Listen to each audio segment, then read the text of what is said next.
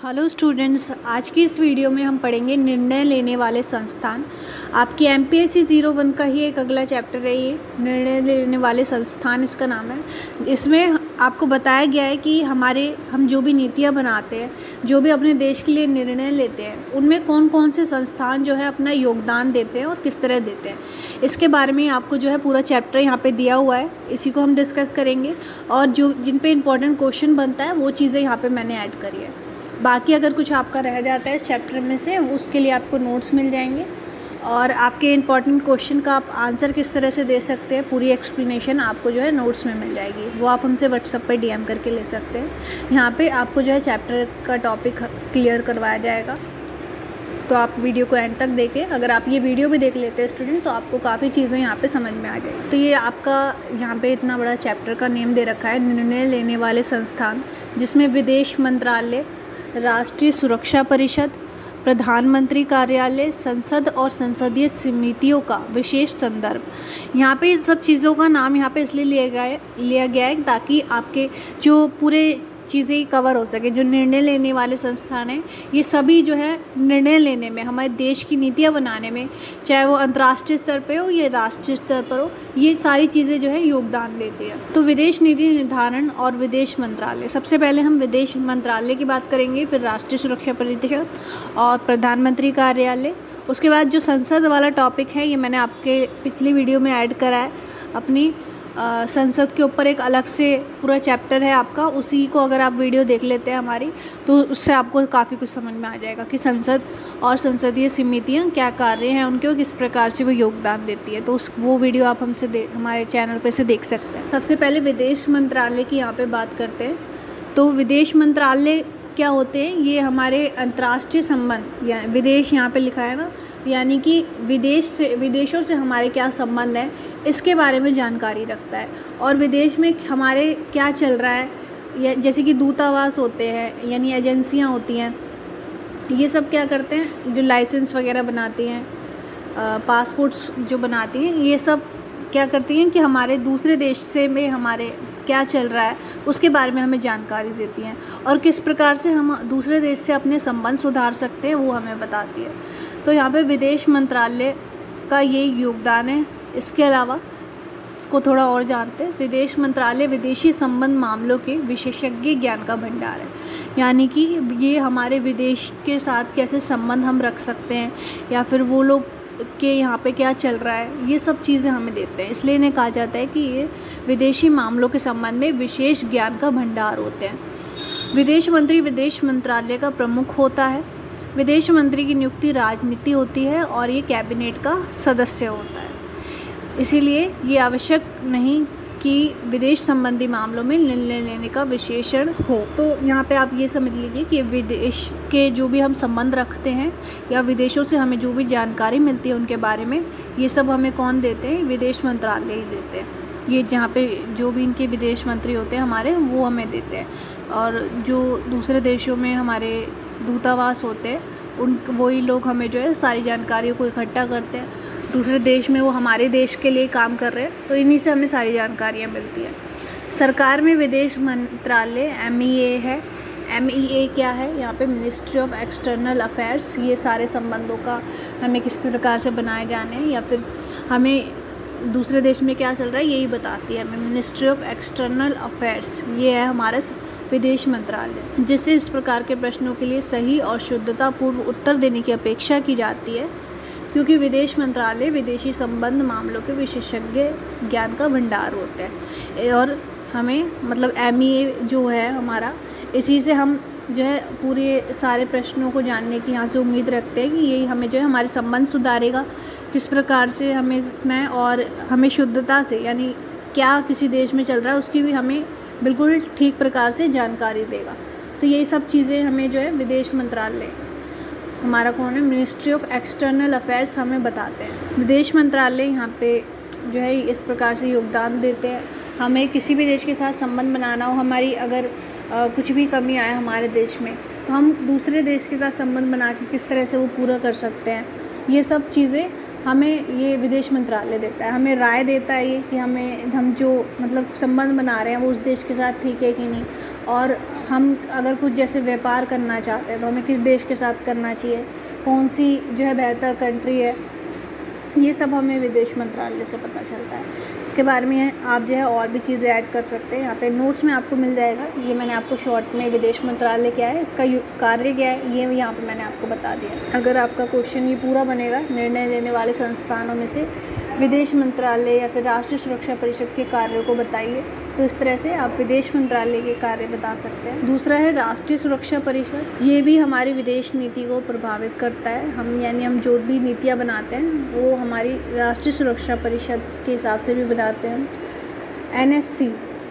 NSC एक त्रिस्तरीय संगठन है यहाँ पे, और NSC सामरिक चिंता के राजनीतिक, आर्थिक, ऊर्जा और सुरक्षा मुद्दों की देखरेख करता है। यहाँ पे राष्ट्रीय सुरक्षा परिषद जो है, NSC जो है, ये हर क्षेत्र में होता है। इसके अलग अलग एजेंसियाँ होती हैं मानव अधिकार को लेके, और हमारे देश के जो है क्या और भी जो मुद्दे होते हैं राजनीतिक, आर्थिक, इन सभी पे किस प्रकार से किए जाने हैं, उन सब का जो है किस प्रकार से ये कार्य चलेगा, ये सब NSC देखती है। तो राष्ट्रीय और NSC के लिए यहाँ पे राष्ट्रीय सुरक्षा परिषद के लिए ही मतलब ये राजनीतिक मामलों में भी देखेगी, आर्थिक में भी, ऊर्जा और सुरक्षा के मुद्दे, यानी कि हमें किसी देश के साथ हमें युद्ध हो रहा है तो हमें क्या क्या चीज़ें जो है ध्यान में रखनी चाहिए, ये सब हमें NSC बताती है। एक है NSA जो कि हमारे एक सलाहकार होते हैं। यहाँ पे NSC जो है ये सब चीज़ें ध्यान रखती है, और सलाहकार यहाँ पे उनके रखे होते हैं, राष्ट्रीय सुरक्षा परिषद की अध्यक्षता करता है। ये NSC से ऊपर होता है, ये ही उसे सलाह देता है कि उसे क्या क्या चीज़ें जो है की जानी चाहिए उसके जानकारियों के आधार पर। NSA प्रधानमंत्री का प्राथमिक सलाहकार भी होता है, यानी कि वो प्रधानमंत्री को भी सलाह देता है उसे क्या चीज़ें कर जानी है। एक सलाह मतलब प्रधानमंत्री के जितने भी सलाहकार होते हैं उसमें से भी सबसे ऊपर होता है NSA। वर्तमान राष्ट्रीय सुरक्षा सलाहकार कौन है? हमारे अजीत डोभाल है। गृह, रक्षा, विदेश और वित्त मंत्री इसके सदस्य हैं। राष्ट्रीय सुरक्षा परिषद के सदस्यों की अगर बात करें तो उसमें गृह मंत्री, रक्षा मंत्री, विदेश मंत्री और वित्त मंत्री, ये सब इसके सदस्य हैं। मतलब राष्ट्रीय सुरक्षा परिषद क्या करता है, सभी क्षेत्रों में सुरक्षा और किस प्रकार से वो व्यवस्था बनी रहनी चाहिए ये सब देखता है। तो इसके जो भी सदस्य हैं, जो गृह मंत्री है वो हमारे जो है आंतरिक संबंध देखेगा, रक्षा मंत्री है वो किस प्रकार से हमें रक्षा करनी है, उसके लिए किस प्रकार से जो है हमें अपने हथियार बढ़ाने हैं या शक्ति बढ़ानी है उसका ध्यान रखेगा। जो विदेश मंत्री है यहाँ पे वो विदेशों के कार्य देखेगा, विदेशों से किस प्रकार से संबंध बनाने हैं।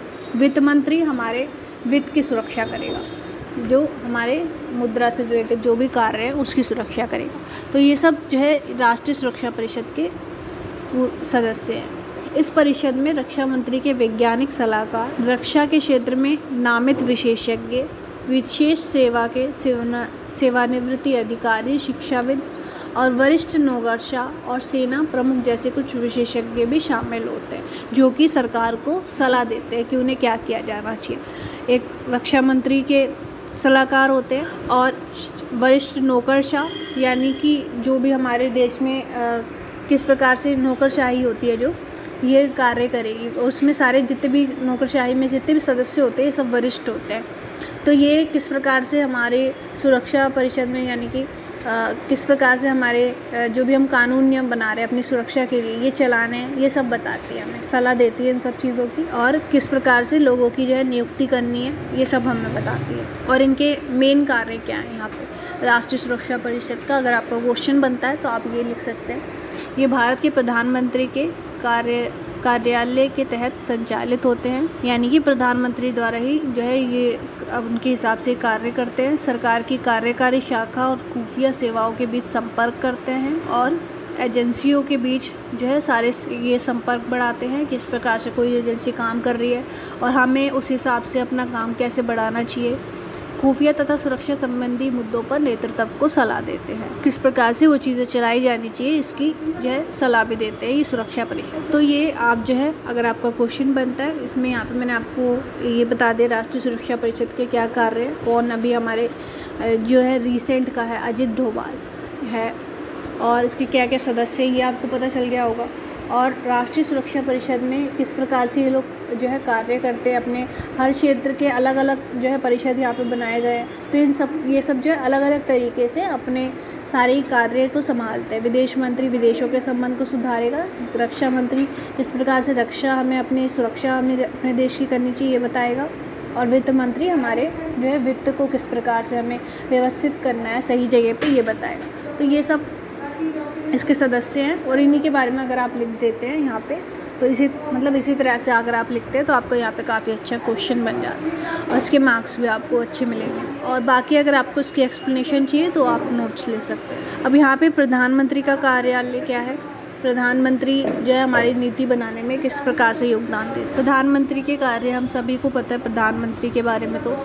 तो विदेश नीति निर्माण सहित नीति निर्धारण में प्रधानमंत्री कार्यालय की प्रमुख भूमिका होती है। सबसे ऊपर प्रधानमंत्री जो कहता है, बल्कि सुरक्षा परिषद भी उसके अंडर में ही आता है। जो प्रधानमंत्री कहता है उसके हिसाब से हमें चलना पड़ता है। इसके बावजूद प्रधानमंत्री विदेश नीति से संबंधित कुछ ही मामलों में निर्णय ले सकता है, जिन्हें प्रधानमंत्री भारत की सुरक्षा, विदेश नीति लक्ष्य अथवा आर्थिक विकास देश में उनके दल की विचारधारा को मजबूत करना है। यानी कि ये जो है प्रधानमंत्री जो हमारे जितने भी दल है, सुरक्षा परिषद है और भी हमारे राजनीतिक दल है, उनको सलाह देता है ये किस प्रकार से चलने चाहिए और किस प्रकार से वो मजबूत हो सकते हैं। प्रधानमंत्री जो है यहाँ पे अपनी शक्ति और मान सम्मान की दृष्टि में महत्वपूर्ण होता है।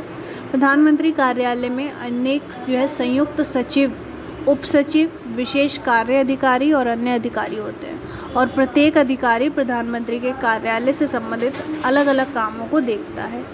यहाँ पे जो प्रधानमंत्री होता है वो एक मतलब सब मामलों में वो अपने दखल नहीं दे सकता, एक तो उससे भी ऊपर राष्ट्रपति होता है। और प्रधानमंत्री क्या करता है, जितने भी हमारे दल है, जितने भी राजनीतिक दल है, राज्य है, केंद्रीय है, इन सबको बताता है कि उसे क्या लक्ष्य उनके होने चाहिए और किस प्रकार से हमें जो है हमारे देश का कार्यान्वयन चलाना है। और इसके लिए भी प्रधानमंत्री के कई सलाहकार उसके पास होते हैं, जिनमें संयुक्त सचिव, उप सचिव और विशेष कार्य अधिकारी और अन्य अधिकारी होते हैं। कई अधिकारी होते हैं जो उन्हें सलाह देते हैं प्रधानमंत्री को, और उसके हिसाब से प्रधानमंत्री जो है अपना कार्य करता है यहाँ पे। और ये मतलब एक एजेंसी बना देता है हर काम के ऊपर। जैसे अगर हमें सुरक्षा करनी है तो इसने जो है यहाँ पे सुरक्षा परिषद बना दिया, और हमें विदेशों के साथ संबंध देखना है तो इसने एक विदेश मंत्रालय यहाँ पे गठित कर दिया। तो ये सब चीज़ें जो है इसने अलग अलग क्षेत्र में बांट के जो है हर देश को मतलब हर क्षेत्र को ये कहा गया है कि इस क्षेत्र के वो पूरा ध्यान रखेगा और ये सब कार्य करेगा। तो प्रधानमंत्री ही इन सबको चला रहा है। यहाँ पे प्रधानमंत्री ही डिसाइड करता है कि ये सब चीज़ें कैसे चलनी चाहिए, और मतलब हर क्षेत्र में बना के उसने अपने पूरे देश का यहाँ पे कार्यान्वयन पूरा सेट कर दिया है। तो प्रधानमंत्री यहाँ पे इन सब क्षेत्रों से ऊपर माना गया है, और बाकी जो इनके जो भी मुद्दे होंगे वो सब ये जो इसने जो भी परिषद बनाए हैं ये सब देखेंगे। तो यहाँ तक आपको समझ में आ गया होगा प्रधानमंत्री के क्या कार्यालय हैं। और भी चीज़ें हैं इसमें, और भी कार्य जो है प्रधानमंत्री के आप इसमें ऐड कर सकते हैं। बाकी चीज़ें आपको नोट्स में प्रोवाइड हो जाएंगी।